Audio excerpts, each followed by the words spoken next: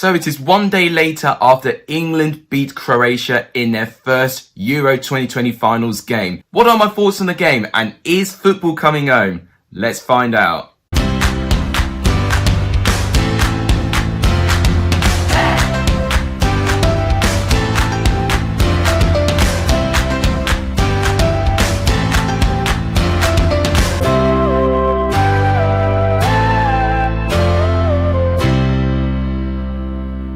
What's up everyone, welcome back to a brand new video on the channel. It'll be a shorter video today since I'm going to do plenty of live streams today of Euro 2020. But I want a quick video to talk about my view on England's performance and England's game, because a lot of you has asked me so many questions about England's performances. I'll go on about their lineup, every individual player's performance. I'll give each player a rating as well.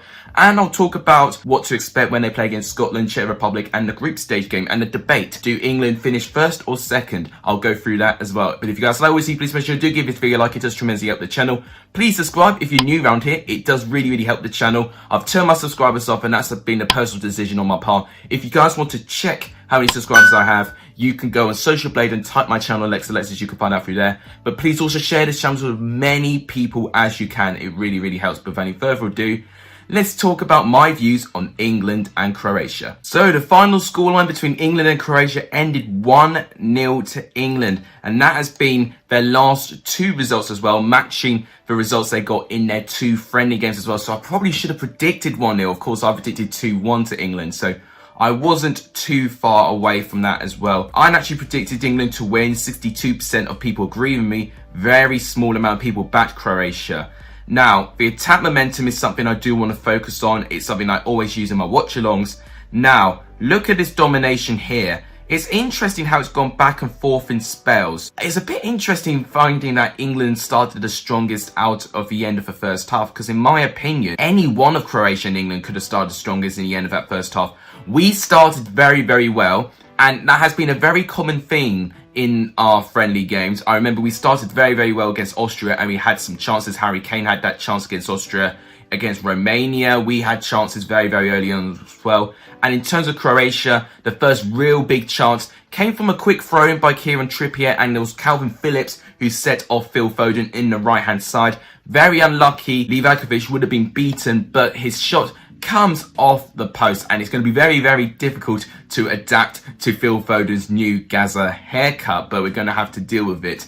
But that's the first big chance, and after that opportunity, unfortunately, we've not really tested the goalkeeper. Sterling had an opportunity where he was given a brilliant cross, but he shot it high and over the goal, and he's had a couple of those, Sterling, actually.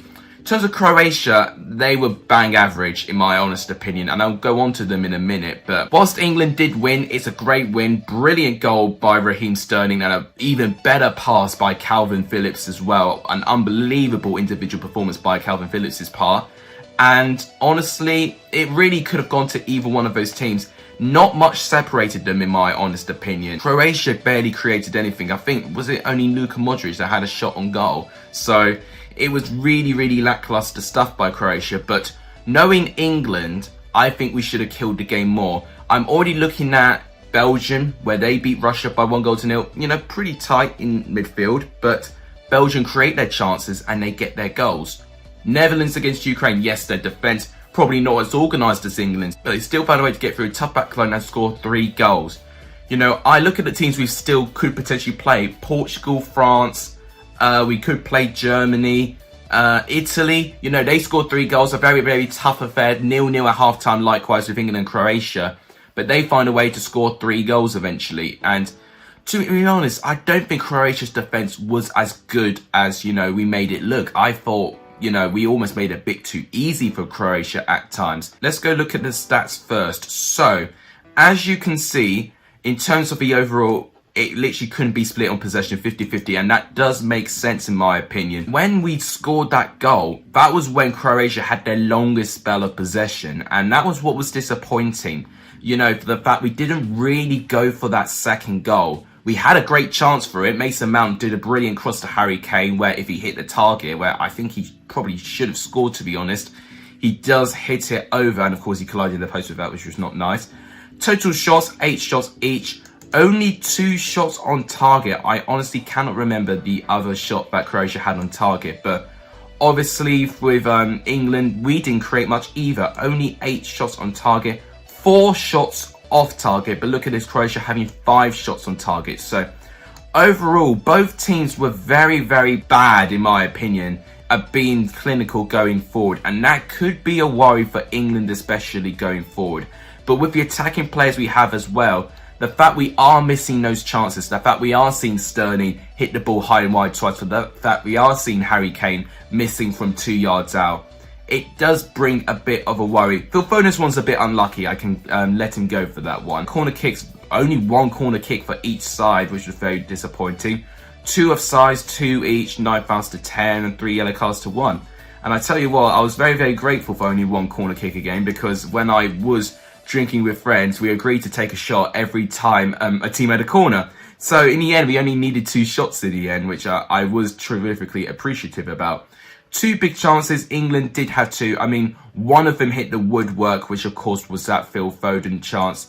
The other one could have been Sterling's chance, where I think he should have done better, and maybe Harry Kane's one as well. It would have been one of those big chances that would account for that. In terms of saves, Pickford made 2, but to be honest with you, that there weren't really anything of note.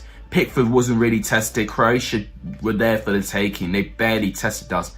Now, I know I'm going through a lot of negatives, and as you can see, in terms of passing and creating football and playing the football, Croatia naturally edged us a little bit in that. And it means we do top the group as well. You know, England first, Czech Republic and Scotland, of course, playing after I play this video. So this table will be a little bit out of date when I release this video, but do forgive me for that. We do beat them on expected goals though, so look at that, 1.5 to 0.3. Not good on Croatia, but 1.5. We had those big chances and we definitely should have taken them. Let's now look at the squads. Now, there was a real big uproar when we saw the squad being leaked on Twitter, and most notably, Kieran Trippier on the left-hand side, with him being a right back. So we have 2 right backs playing in the 2 fullbacks. And I think what was the biggest shock? Gareth Southgate didn't play 5 at the back. He didn't. You know, I thought, you know, I think everyone, and myself included, was suspecting a back 5. Despite having 10 odd defenders, more defenders in positions than midfield and attack.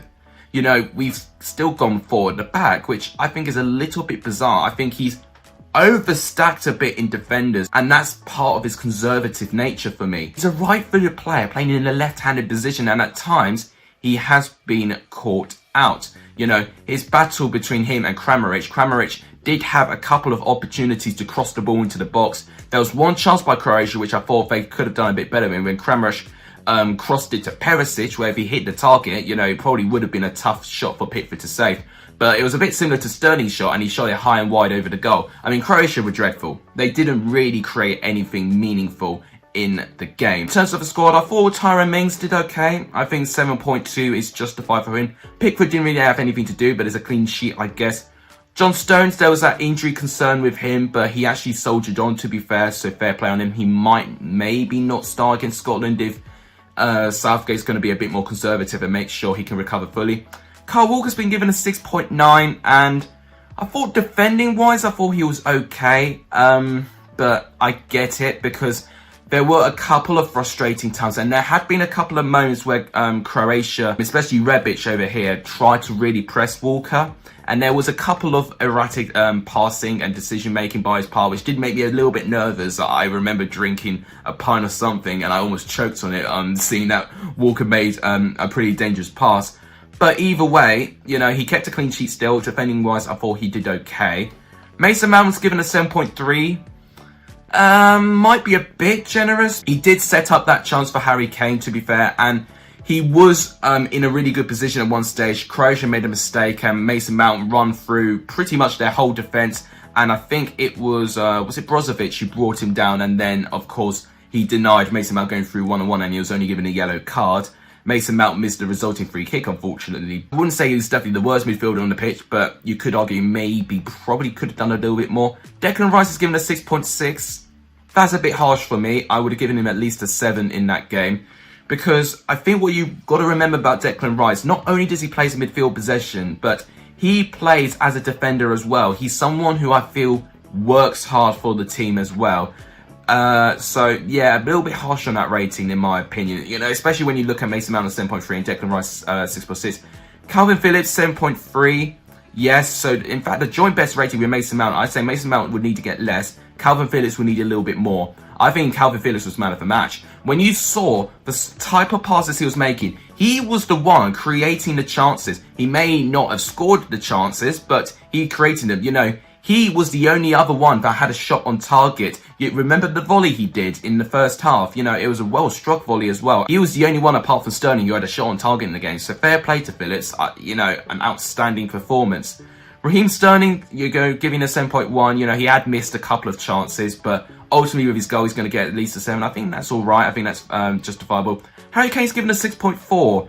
Now, there was definitely a lot of people ridiculing Kane, and I'm making my point here. You know, it's a bit harsh to do that for him because he is an unbelievable player, but he plays in a much different role from what he does in Tottenham, where he's the central striker, and you know you've got to give him service. He is someone that doesn't normally stay up front. He goes back, he tracks back, he defends, he does everything in the pitch, and I do think that gets unnoticed.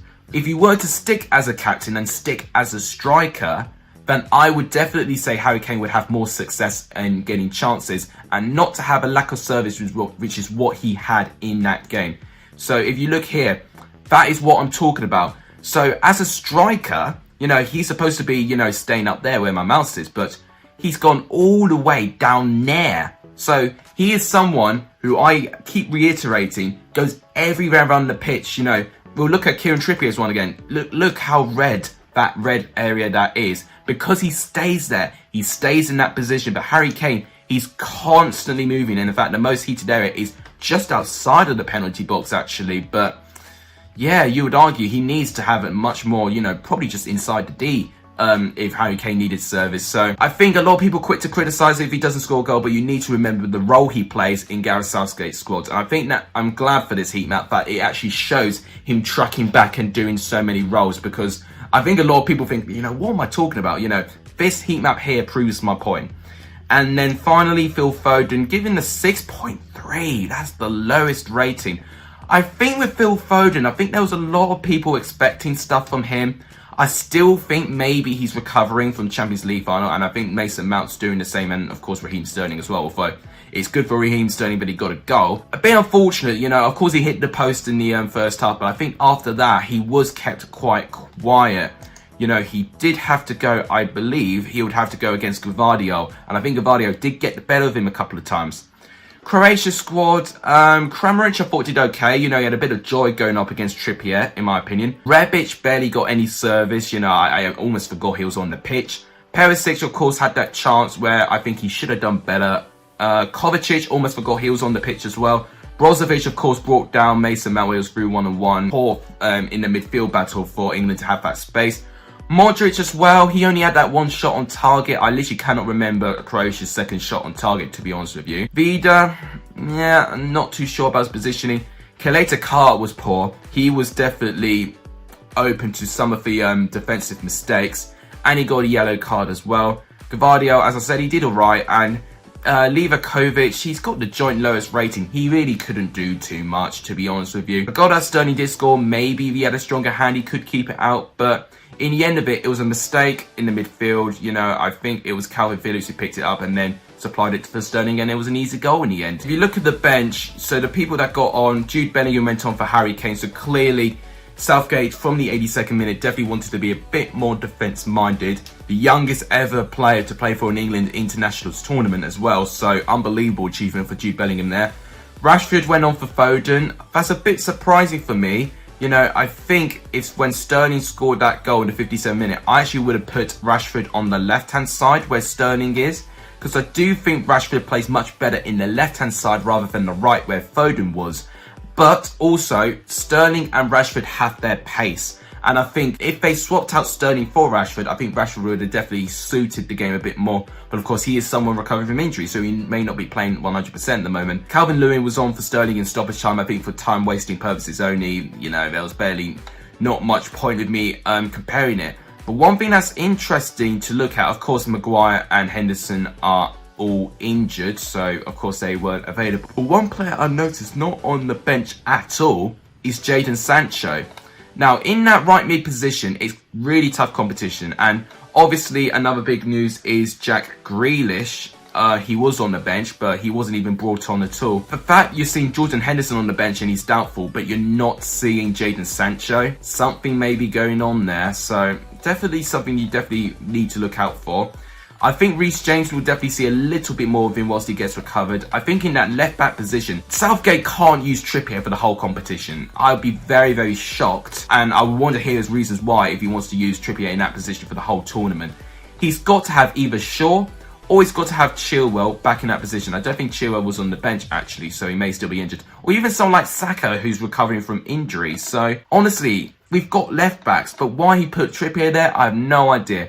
But you know what? It is a win. It's not a pretty win. It's a performance that doesn't excite me as an England fan. But what's important is a win. Probably the toughest game we have in our group as well. We have got Scotland and Czech Republic coming up, and it's going to be interesting. In fact, I'm going to watch them after this recording. So it'll be interesting to see which one of those two teams I feel can definitely rival England. Overall, from the performance, it's a win. It's a clean sheet. We're going to be a team that's organised, which is good. But with a team of scoring goals, killing games off and making sure that we can prevent chances from really good teams, maybe we might not be in that best. Croatia lacked bite, only having 2 shots on target, and they were both easy saves for Pickford to make as well. I look at that Perisic chance, for instance. You know, if Mbappe was there, if Griezmann was there, if Ronaldo had that chance, if Depay had that chance, if Immobile had that chance, that would be a goal. So that's what we've got to be really, really careful with, you know, because we have conceded quite a fair few big chances. But of course, Croatia lacked the bite. They weren't really, really good in my opinion. So we definitely need to improve going forward. I think defence-wise, I actually think we've done all right. That partnership between Mings and Stones has actually worked wonders for me. If we could just improve going forward, which I can't believe I'm saying with the attacking players that we've got, but I do think a tweak of tactics might do it. I think we can do something in this tournament, but it's going to be very interesting to see what comes out from this. Now, do we finish first or second? I did have a question asked on this on my live stream yesterday, and for me, I want to finish first, and I'll tell you why. So if we finish second place in our group, we play second place of Group E, which will either be Spain, Poland, and the other 2 teams in the group, Sweden and Slovakia. But if we win that round of 16 game, you know, maybe against Poland or Sweden, whoever finishes second in that group, we would have to play the winner of Group F and whoever they play in the round of 16. So that could likely be France. And to be honest, I want to try and avoid the winner of Group F as long as I can. I think winning the group where we have to play second place of Group F, I don't think is the end of the world. Because if we get past that, then we either face the winner of Group E and whoever they have to go up against. And that may be Spain, but to be honest, I look at Spain and France, Portugal and Germany, and I don't see Spain in terms of the threat level in the same level as those 3 teams. So I would say finishing first, whilst people may hate it and they don't want to face the second place team in Group F, I actually think for a cup run in getting to the final, I think it's better to do that. Unless you want to be knocked out by the first place team in Group F in the quarterfinals by finishing second in our group, then do that. But I think for a cup run, we need to finish first. That is just my opinion though. Of course, you guys can debate in the comments down below. Let me know what you thought of England's performance. Let me know in the comments down below. If you guys enjoyed the video, please make sure do give this video a like. It does tremendously help the channel. Later after this video, I'm going to be live streaming FIFA 21 predicting match day 2. Make sure you are around for that. And please subscribe to the channel if you are new around here. It does really, really help the channel. If you want to check how many subscribers I've got, you can go to Social Blade. I've made the personal decision to turn subscribers off. And please share this channel to as many people as you can. And let me know if you want me to do these match day analysis for England again. I would love to know. But that was it up. Thank you guys so much for watching. You guys are legendary for so the end of this video. And as always, take care, everyone.